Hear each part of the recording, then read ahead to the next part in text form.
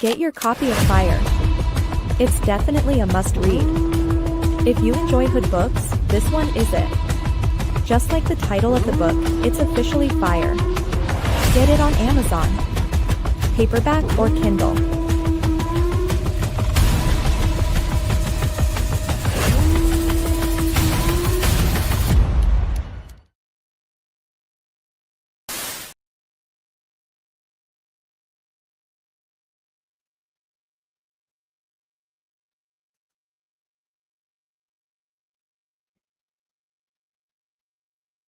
Brothers and sisters, I don't know what this world is coming to. Yeah, hey yo, I'm highly motivated. I fail my indoctrination. We killing each other, that's the real self-hatred. Find out what you're chasing. Is it the money or the cops trying to take my soul from me? I'm cut from a certain cloth, I don't cop, please. I just bring the light to the unseen. Black people unite, we should all be one regime. Plotting against the system, planning a scheme. They took our American dream. You put your fist in the air, they call you extreme. I do the knowledge, you can call me supreme. It runs through my bloodstream. And nowadays, niggas a shooter for funeral. Like damn, that's what being a savage do to you? You dumb fools? Come on, man. You killed once, now you gotta kill again? That shit make me sick to my ribs. You niggas with no aim, out here killing these kids. And forever they memories live. It's like our brothers and sisters that's killed by the pigs. It's the game of life, and this shit is just rigged. Yeah, it's the game of life. Now let that sit in your wig. We should be looking out for one another, but we move around in deep cover. It's time to rediscover the love we got for each other. I wanna see my people make millions, visions of black brilliance. Watch for the ones with scales like they reptilians, cause the power was always in my people. You can protest peaceful until you see Breonna Taylor the sequel. Come on, man. Y'all know what it is, man. It's your boy, Drake Cobbs, man. Bringing you the enemy's public, man. By the people, for the people. Let's go. The enemy's public, let's go, man. We here.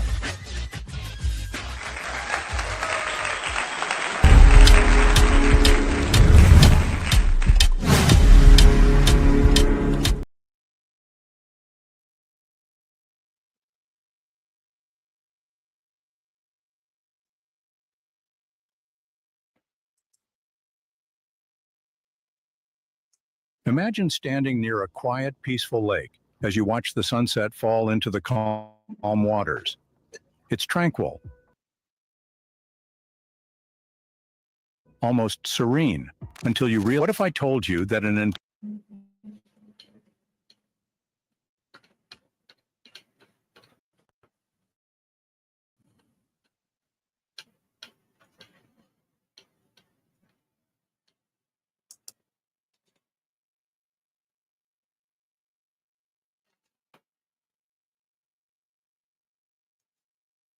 entire city is beneath those waters?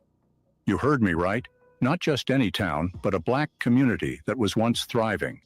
It wasn't a mistake. These cities were wiped away deliberately, and its story was buried under decades of silence. This isn't some haunting historical tale from the past, but the reality of over 200 black cities across the United States. These cities were places where black families who came fresh from the horrors of slavery dared to dream of a better future.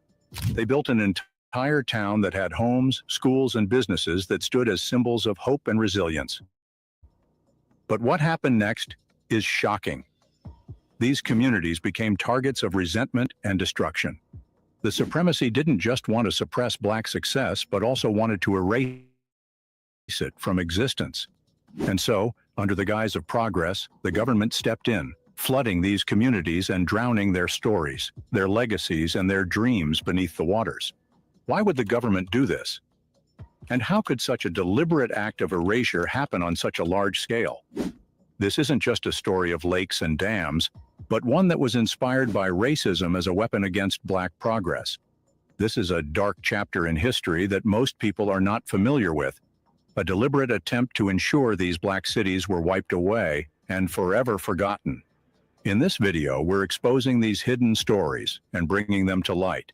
Get comfortable as we dive into the depths of America's water to uncover how systemic racism led to the literal and figurative drowning of Black progress. Before we dive in, like this video and subscribe to this channel. Let's dive in. To truly understand what led to the drowning of these Black cities, we must first know what they represented. In and hope. Americans found themselves in a tight situation. Freedom had been declared, but equality was far from reality. Many former slaves and their descendants sought refuge in building their community where they could excel and be free from the oppression of the whites. From the late 19th century to the early 20th century, these Black communities had made significant progress. Some towns like Greenwood in Tulsa, Oklahoma, which is popularly known as Black Wall Street, and Eatonville, Florida, rose as beacons of success. Beyond being residential settlements, they were centers of innovation. Schools were established, businesses prospered, and Black Americans proved and the challenges that dropped their back to the ground. But their success did not just pass by like wind. It attracted the interest of the whites, and it became a threat. White neighbors became envious, and a deeply ingrained belief in Black inferiority and a growing resentment. How could a people they once enslaved now exceed them in wealth, education, and influence? Systemic racism became a lifestyle. The same government that promised freedom and justice for the people began to create laws and policies designed to frustrate the progress of Blacks. Jim Crow laws promoted segregation and denied Black citizens of their fundamental rights. These policies ensured Black families couldn't buy homes in prosperous neighborhoods, sidelining them from wealth-building opportunities. Despite these barriers, Black communities continued to progress. During the early 1900s, many of these towns were entirely independent. Banks owned by Blacks, schools, hospitals, and churches provided everything their residents needed. But their prosperity came at a dangerous cost. They became targets. White supremacists unleashed acts of violence, and entire towns were burned to the ground during race massacres. As if the violence wasn't enough, they employed a new measure of destruction, one that disguised to be progress. It was always done because of economic envy. When our people built our towns up and established ourselves, we built entire cities, beautiful cities, and our enemy became envious of us, and they always use any excuse to destroy what we've built. The main thing that they actually use, if you look up throughout the history, the main thing that they use and made it an excuse for attacking our people was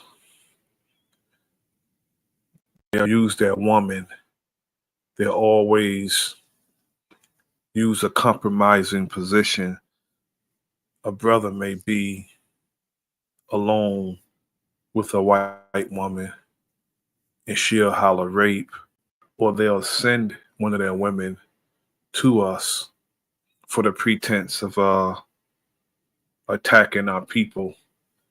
But it was mainly because of economic envy that they came into our cities and, burnt them down, flew planes over and actually bombed our cities. And a lot of our people were, lost their lives. Infrastructure projects like dams, reservoirs, and lakes became tools of oppression.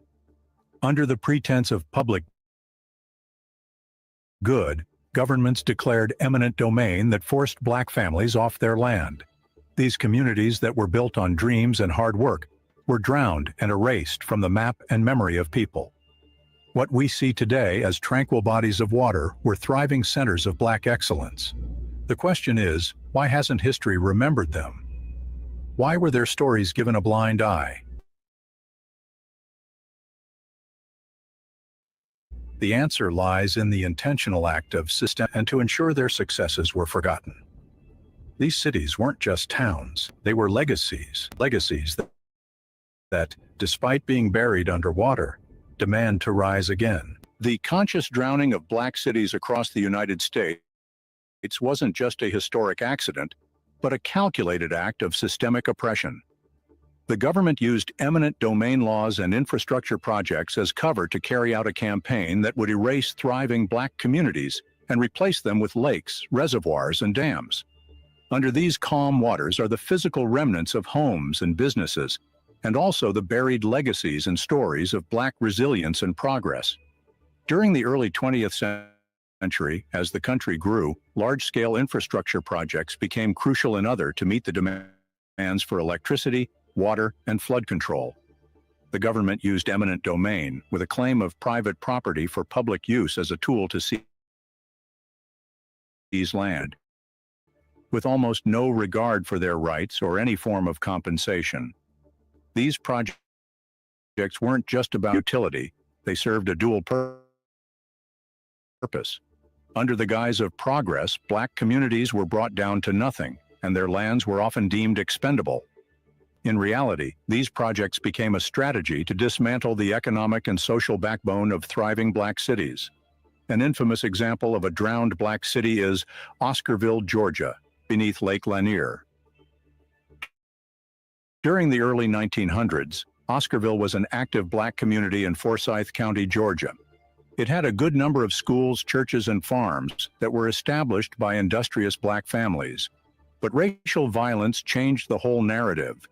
In 1912, after baseless accusations against black residents, white mobs forced almost the entire black population out of the county.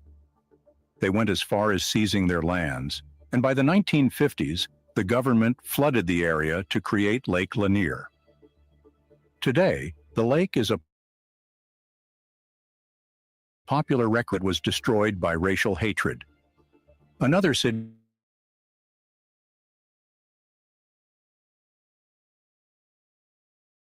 is Boynton, Alabama. Boynton was another thriving black residential settlement, provided economic independence and a sense of community to its residents. In the mid-20th century, the families displaced by this project received little compensation, and their historic legacy was swallowed by the rising waters. Another city you didn't know about is the Tennessee Valley. During the New Deal era, the Tennessee Valley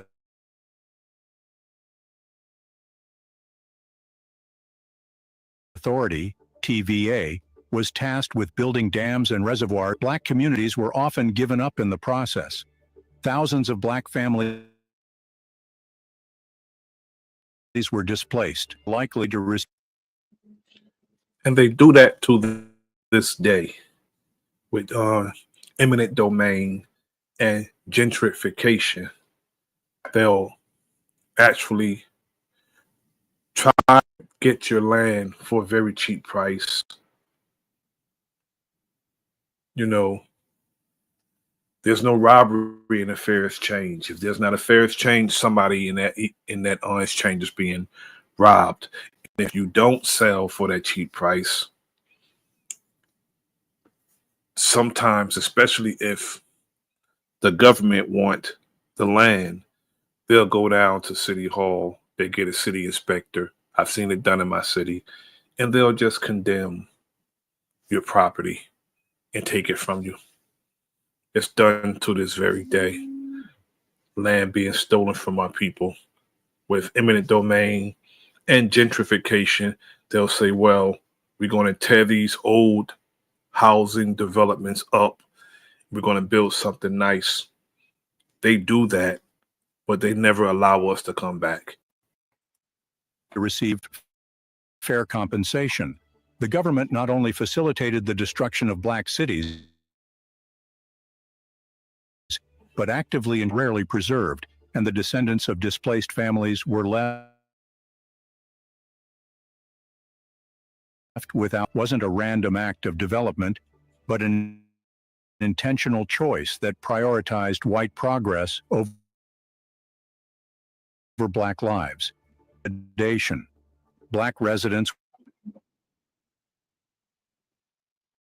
were often given threatened, or even worse, just to make them comply through fear. Before the flooding of these communities, many were already under siege. Incidents of racial violence like the 1921 Tulsa Race Massacre and the 1919 Red Summer created an environment where Black towns became vulnerable. These communities that were once devastated by violence became easy targets for so-called progress. The drowning of Black cities is one of the earliest examples of environmental racism. White communities were often spared or adequately displacement. This pattern echoes today in scenarios where Black neighborhoods, when over 200 Black cities were drowned under the umbrella of progress, the consequences of the destruction went far beyond the physical effects. These weren't just towns submerged underwater. Resilience and the embodiment of dreams that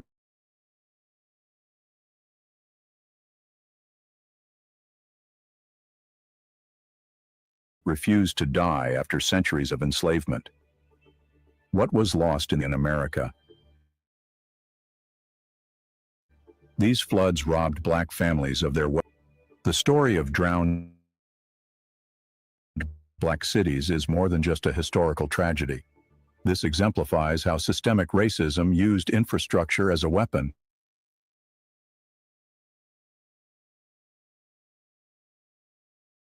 and destroyed. For many white Americans, land ownership has historically been the cornerstone of generating children to college and pass down resources. For Black Americans, in a widening racial wealth gap that persists.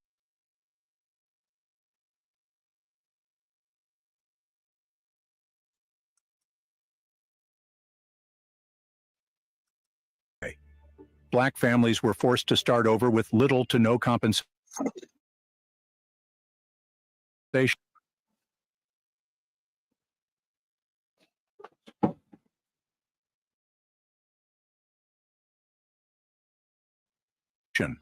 Of upward mobility were replaced with. That's the thing. We're always told to pull ourselves up by our bootstraps. But when we build something, they're either trying to get it from us cheap, or they try to just outright rob us for what we establish. With the harsh reality of systemic exclusion. For the descendants of these displaced families, the trauma ate deep into their emotions. Parents or grandparents spoke about the vibrant communities that turned into ghost towns. These stories inflict a sense of loss that's hard to quantify. A loss of a tangible heritage, of a physical connection to their ancestors, and of the pride that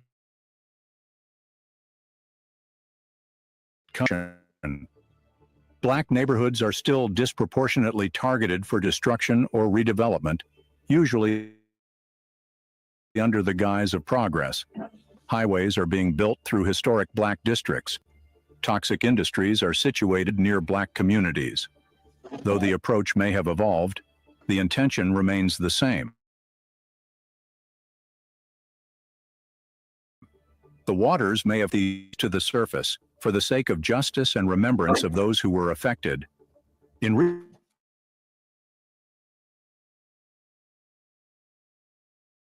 recent years, researchers have begun to they are revealing the true story behind these cities that were erased from the archived maps. For example, Oscarville, Georgia, once dismissed as folklore, has been rediscovered through archival digging, farmland.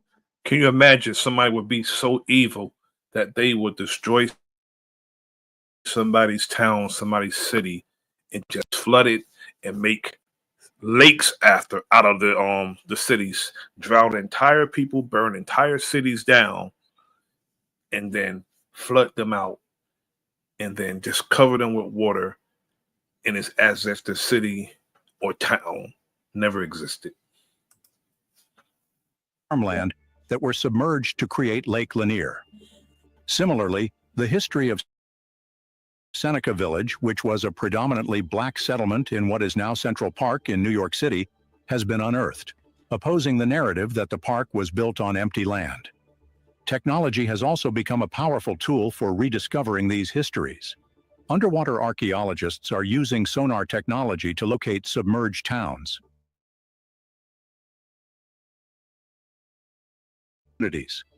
Projects like these and also ensure that these stories are preserved for future generations. Memorials and documentaries are also shedding light on these forgotten towns. Some community leaders and descendants are hosting events to honor the memory of their ancestors and ensure that the legacy of these communities doesn't go extinct. We all have a role to play in rediscovering. It starts with education and sharing these stories with others.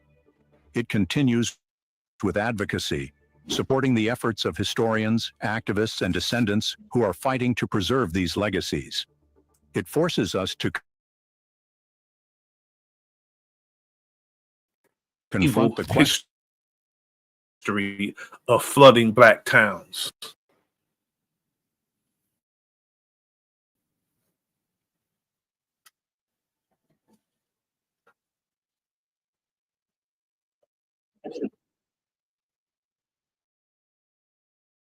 Imagine living in a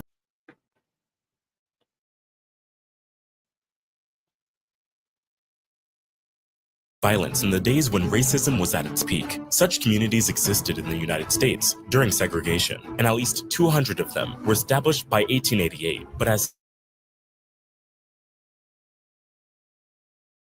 time passed, many of these communities disappeared from the map, completely erased from history.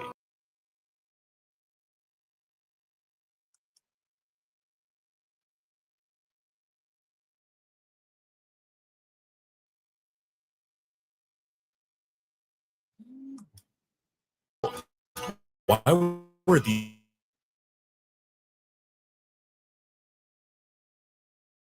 towns deliberately hidden? In this video, we will reveal some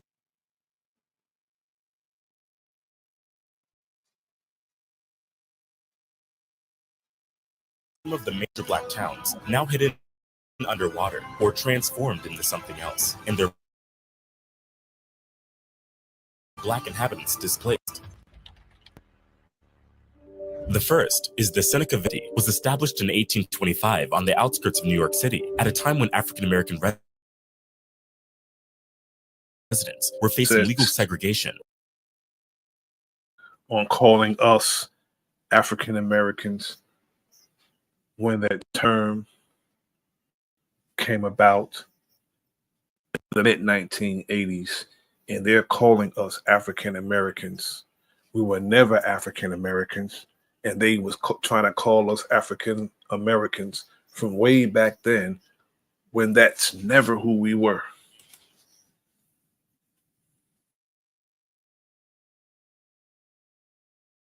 Second Street to 89th Street on Manhattan's Upper West Side. With approximately 300 black residents living within its borders, the people of Seneca Village had a deep sense of community and worked hard to build a prosperous and thriving neighborhood. Many black residents were property owners, with a rate 5 times higher than the city's average. Seneca Village had 3 churches, a school, and various small businesses, such as a grocery store, a shoemaker, and a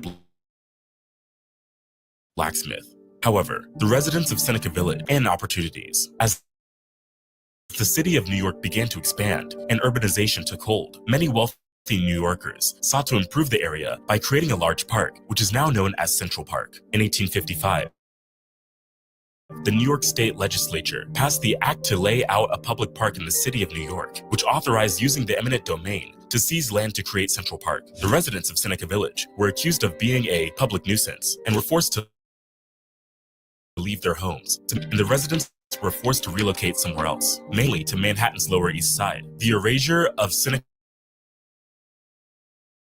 Village is one of many examples of systemic racism and forced displacement of Black and prosperous community against all odds, only to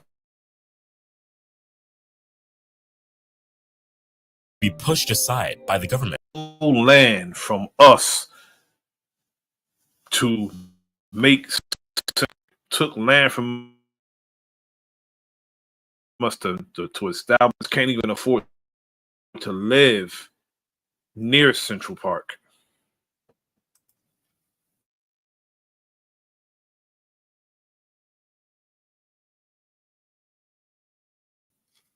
The loss of Seneca Village was a traumatic event for the plaque dedicated in 2001 to the Lost Village. The story of Seneca Village serves as a reminder of the many vibrant Black communities lost due to discrimination and systemic racism in the United States. But while this seems traumatic,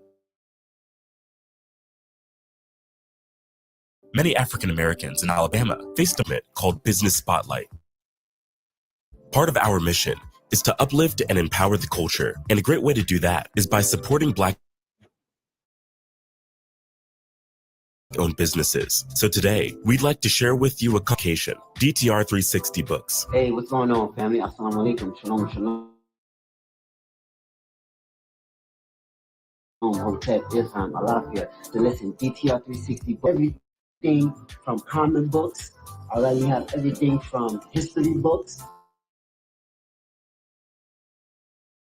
That's right, we got religious books. Listen, anything you name it, we got. All right, definitely. Listen, click the link in the bio, DTR360books.com, and find out what's all the hype about. Listen, a reading people is a rising people. So let's rise, family. You can't go anywhere without proper education. Peace. It's so important that we buy Black and keep the dollar in our community. If you'd like to support DTR 360 Books, click the first link in the description. Now let's get back to the video. Kualaja in Alabama. Lake Martin is a beautiful destination in Alabama, famous for its crystal clear waters, boating activities, and stunning sunsets. However, the lake has the ruins of Kualaja, a once thriving African American community founded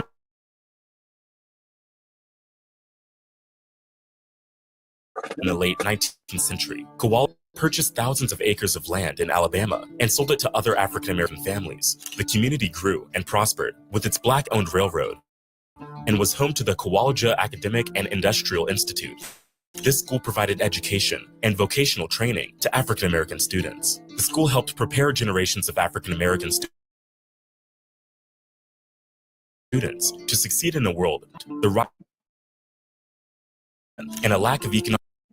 These cowards right here cover their face up because they're probably city officials, police officers, judges, even doctors. This is what they do. They'll cover their face up and ride in the night trying to terrorize people. And when they get those uniforms wet up, then they want to go into the court and try to prosecute somebody who wet those sheets up that they're wearing.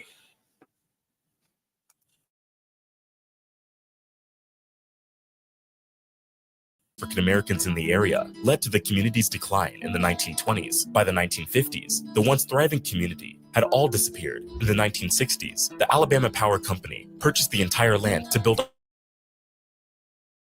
a hydroelectric dam.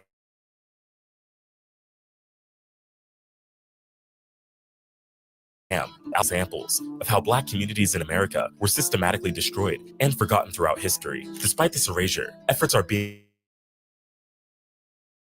made to preserve was established to preserve and promote the history of Kualaja and its contributions to Alabama and the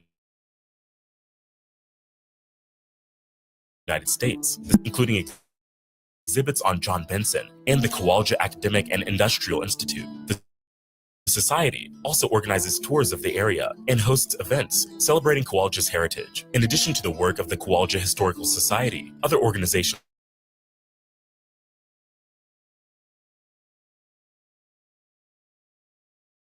are also working to preserve and honor the community's memory. The Alabama Historical Commission has designated the legacy of Kowalja lives on through the efforts of those who seek to honor and remember the community and its contributions to Alabama and the United States.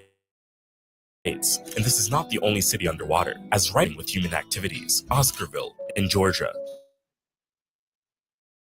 Lake Lanier in Georgia is a popular destination for weekend getaways, attracting visitors with its abundant fishing, boating, and other recreational activities. The lake spans over 38,000 acres and has over 600 a major source of water supply for the city of Atlanta. However, what many people don't know is that the lake has a dark past. It sits on top of the ruins of Oscarville,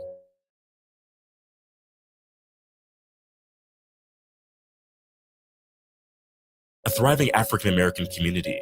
Located in the northeastern, the community was established in the late 1800s and was home to over 100 black families. The residents of Oscarville were hardworking farmers, carpenters, and other tradespeople who were able to establish a self-sufficient community despite the oppressive Jim Crow laws at the time. In September, 2 alleged assault 4 accomplices. Shortly after, the body of a white resident was found and several black residents were named as suspects. To provide safety, one suspect was transferred, but a mob of angry white residents gathered outside the jail. They seized and beat another suspect to death before hanging him in the town square. After the trials and executions, a group of white men, known as Night Riders, began a campaign of terror, forcing black families to flee the area. More than 1,000 residents were displaced in the aftermath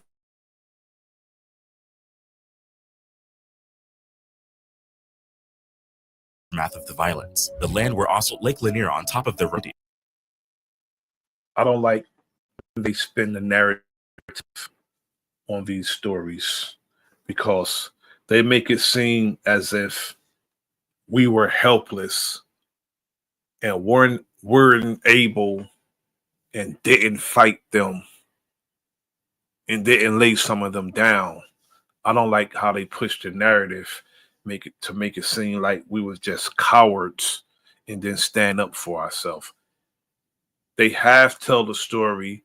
They would magnify their strength and diminish ours. That's one thing I don't like about these stories. The construction of the lake began in the 1950s and was completed in the 1960s. The lake is now a popular destination for recreation.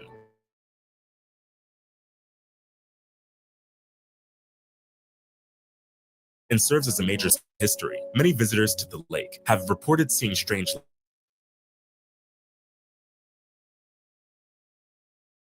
lights. Hearing ghostly voices of the former residents of Oscarville are still present at the lake, haunting the place. A horrifying example of the violence and depression encountered in African American communities throughout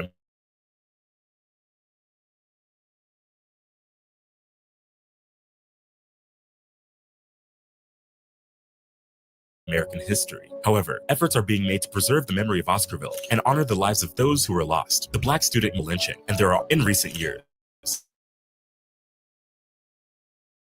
There has been a renewal like the Georgia Trust for Historic Preservation have worked to document the history of black communities in Georgia and advocate for their preservation. The Forsyth County Historical Society has also taken steps to recognize the history of Oscarville and other lost communities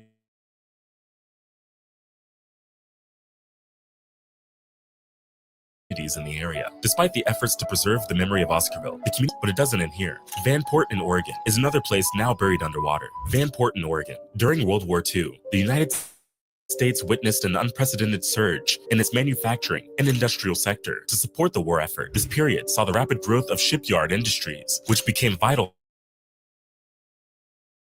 in producing warships. It became the second largest city in the state. The shipyard industry offered job opportunities, and many people migrated to the city in search of work. As the demand for labor increased, African Americans from the southern states were drawn to the shipyard industry in search of better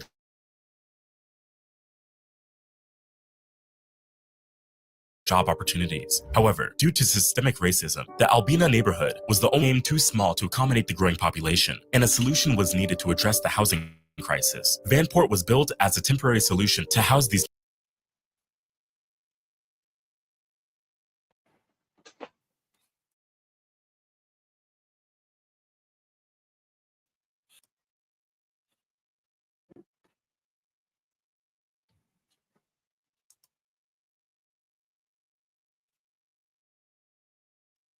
new workers. The city was built on a floodplain, and this decision would have devastating consequences. At its peak, Vanport housed 40,000 residents, with 40% of them African American. Unfortunately, in 1948, disaster struck the city when the Columbia River flooded the neighborhood. The floodwaters destroyed the town within a day, displacing over 18,500 families, more than a third of whom were Black Americans. The aftermath of the flood exposed the systemic racism by inclement weather. These were intentional floods because they've seen our cities thriving. And again, it's always jealousy when it comes to us. I say it like this. This entire world see us as what, that we are below them, beneath them. But if you travel this world, if you have traveled this world, you try to steal from our culture and mimic our culture all over the world. And these are undesirables. But if you look at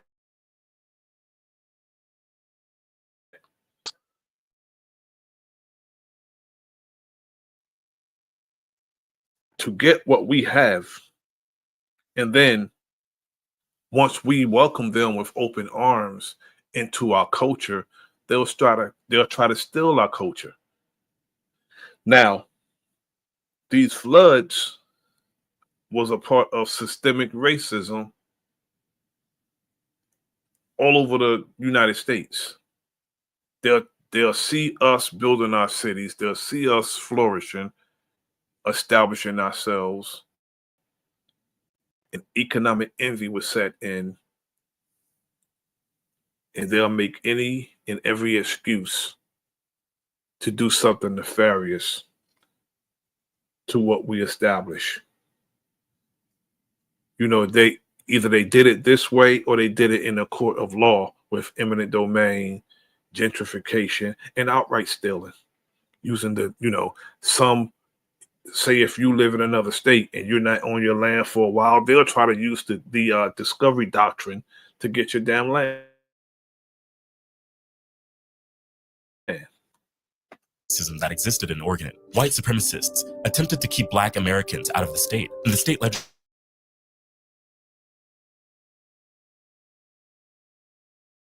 legislature passed laws restricted Black people from owning property in the state, a practice that continued for several years. Even after the laws were repealed in 1956, the river forgot their lost community and fought for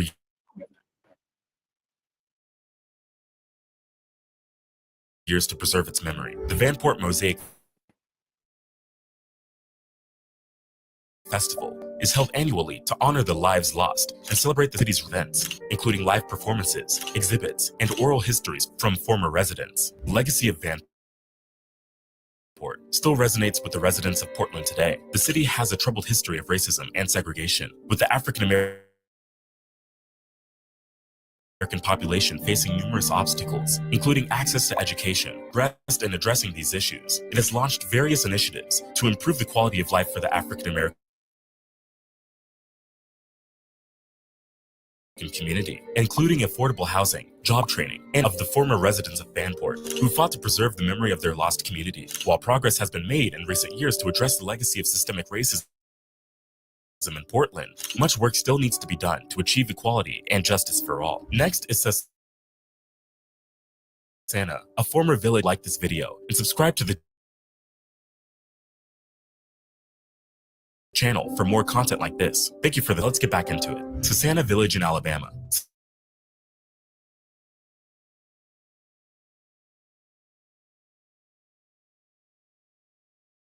Susana, this charming farming community boasted a grist mill, post office, and even its own gold mine.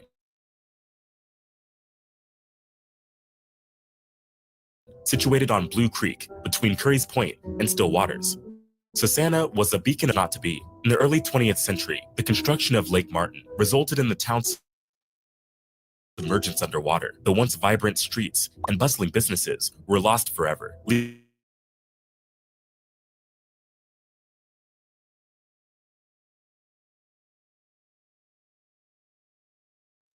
leaving only memories and scattered remnants of the past to Santa, who saw their homes and loved ones swept away by the rising water.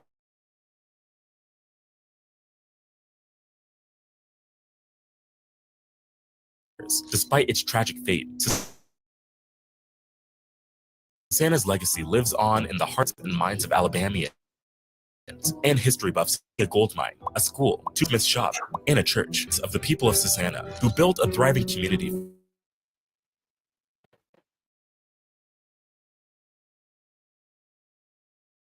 from the ground up. And lastly, it is the one Ferguson, South Beadler, and Benjamin F. Ferguson. The town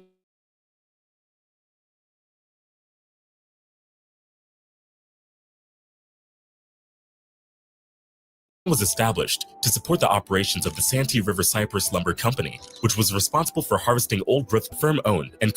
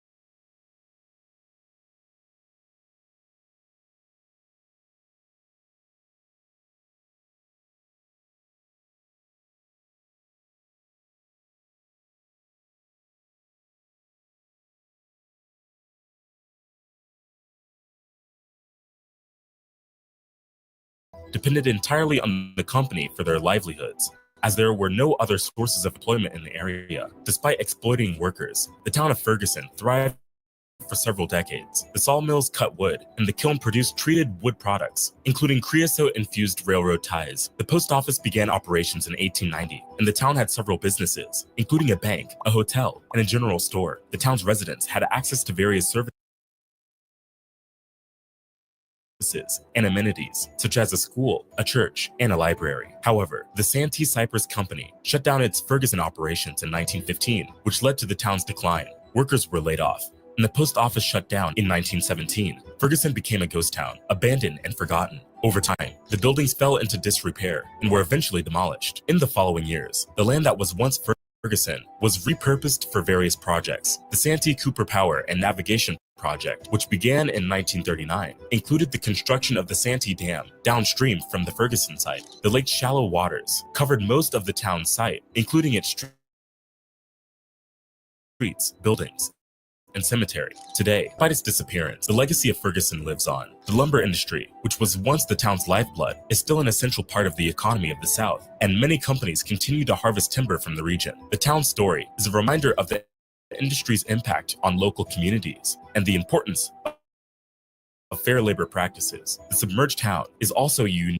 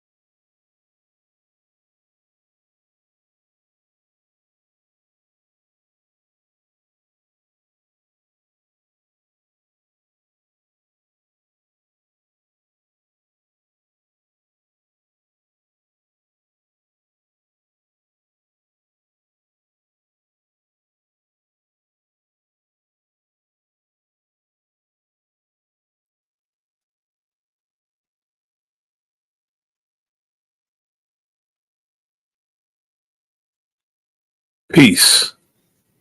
This is your brother Nasir, and this is the enemy's public. I'm going to end this right here.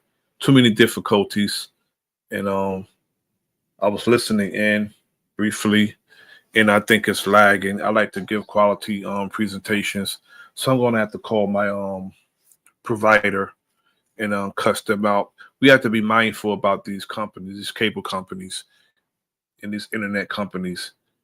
They turn your they turn your signal down certain times of day and certain times of night.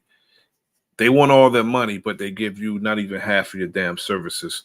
So I'm gonna go have to call these people and threaten to unsubscribe to their damn services. This is your brother Nasir. This is the enemy's public. Like, share, subscribe. Leave a comment in the comment section. Peace.